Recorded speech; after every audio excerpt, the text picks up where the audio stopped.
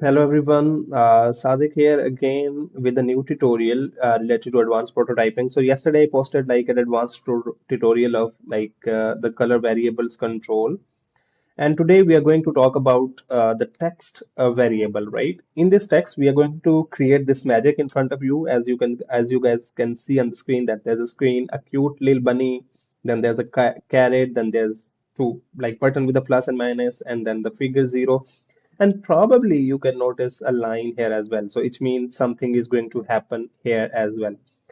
Let's look at our focus on the screen. So if I'm going to click plus, you see the bunny is moving, the progress bar is loading, the number is increasing. Let's see what happens. Yeah, thoda sa or, right? And bunny is like very near to the carrot, and now he is eating the carrot as well. So yeah, little happy chappy, right? But I'm clicking again on the plus and the number is not increasing from 250. It means the bunny is not like moving ahead. The progress bar has been completely loaded. And if I click on negative, oh, they're moving back. That's really cute. And the number is decreasing as well. So till then zero. Now again, if I am increasing, clicking the negative sign, it is not decreasing right from the zero, but it goes forward till then 250 and then coming back toward the zero. Isn't it interesting? Let's create it right from the start. So this is the one actually I was showing you guys. Okay, but let's start from what the hell is going on with the Figma. I don't know. Figma, sometimes you really mess the steps, right?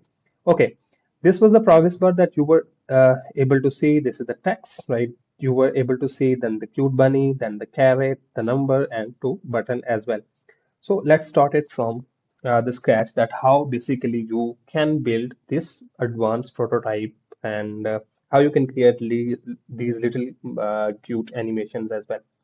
So we are going into the local variables. Here you can see I have like a text variable with the value of 0.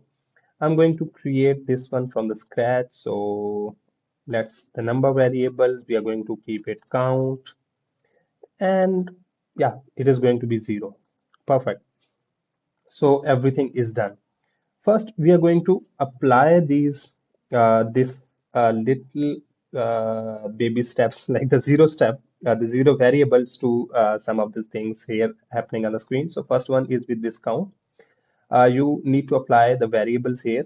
Earlier it was in the text typography, but currently it is just above here. Apply variables, and we are going to set is to count 0. It's going to it change into 0. No worries, it's fine. Then we are going to apply here as well, right? So how we can apply this thing, right? So here from the layout, I'm going to apply the variable, and the variable is 0. So it's not visible. There's no need to worry. It is still available here. Then now we need to move this little cute bunny toward the carrot. But currently, obviously, as everyone can expect that we need to apply the X position here because it will be moving in the X position. But currently in Figma, we don't have any option to apply variables here. Probably in the future, maybe, but don't currently it's not visible here. So what we are going to do, we are going to convert this little bunny into auto layout. So I just applied auto layout. You can see a few of those boxes here. But what I'm going to make everything going to be 0 here, like padding, margin, whatever the things are. We just need to keep it 0. I'm just like trying to keep them in a straight position. Okay.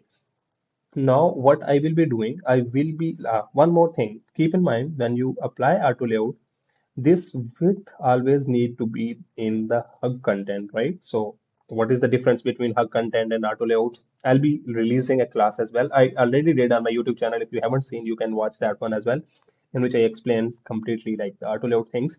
But yeah, okay. So we are going to use this thing that is basically the left padding, and we are going to apply here count, which is 0. Okay, perfect.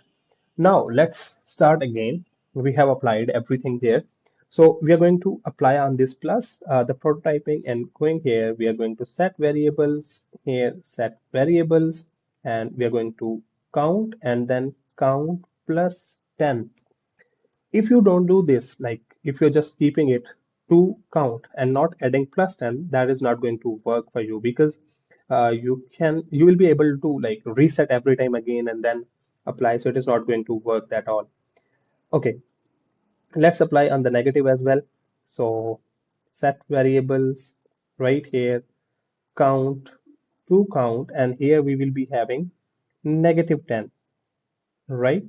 So negative 10 means that it will be pushing it toward the back. So let's view it. Is it working or not? So shift plus A. Okay, so just look at this one. It is working. Happy, happy, right? But there will be a twist. Keep in mind.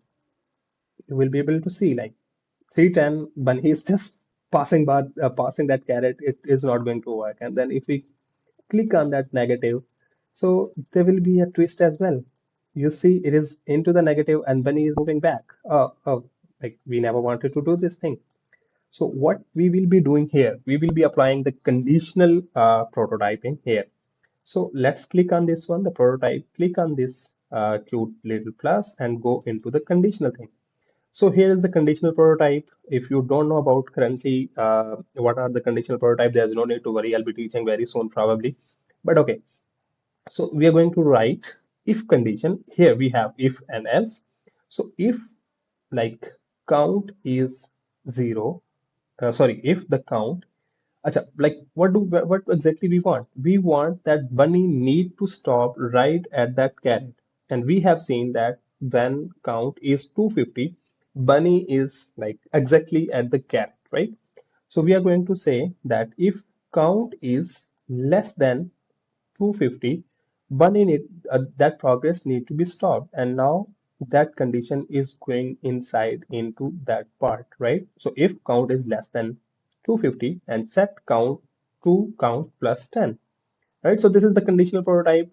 There's no need to worry. Probably I'll be teaching, but okay, somehow at the later part. But currently, just look at this bunny. He will be moving till then 250 and not moving ahead.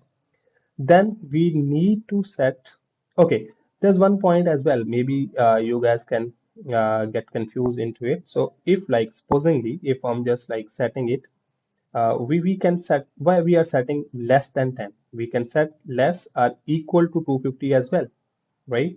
So let me show you. If we put like less or equal to 250, then what is going to happen?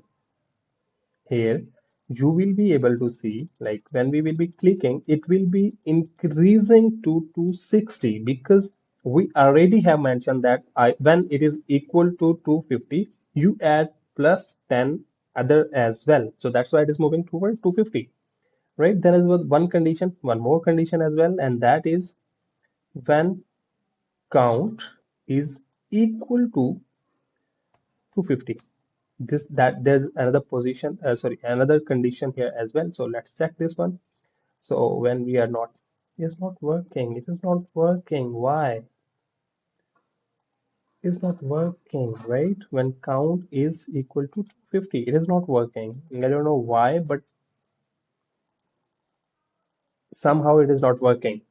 There's a major issue, and that is due to that count. So what we need to do, we need to keep it count and not equal to, oh, just a second, when count, right, less than 250, right? Let's check it again, and probably now it need to work, right? Okay, perfect, perfect, perfect. Come on, come on, come on. Yeah, that's good. Now we have another thing with the zero. So as you guys have seen that when we were clicking on the zero, it was moving towards the negative side. Here now we have to set the conditional as well. And the conditional state for this one will be like if count is greater than 10, sorry, greater than 0, which actually means when the count will be greater than 0, you need to stop it. And we have to set this one into this condition as well. So let's check it again. Okay, so we are moving ahead quickly here, quickly to 250, and then we are clicking back towards 0, and it needs to stop right at the 0. Yes, we have done it. So yeah, that's how basically you build, you can use variables, prototype, conditional prototype, and you can create little minute kind of a animation as well. Sorry, the video is going to take a lot more than 10 minutes, so apologize for that. But okay, I hope you guys have learned something new. Till the next tutorial, we are going to talk about the string variables very soon and the booleans as well. Till then, take care and bye.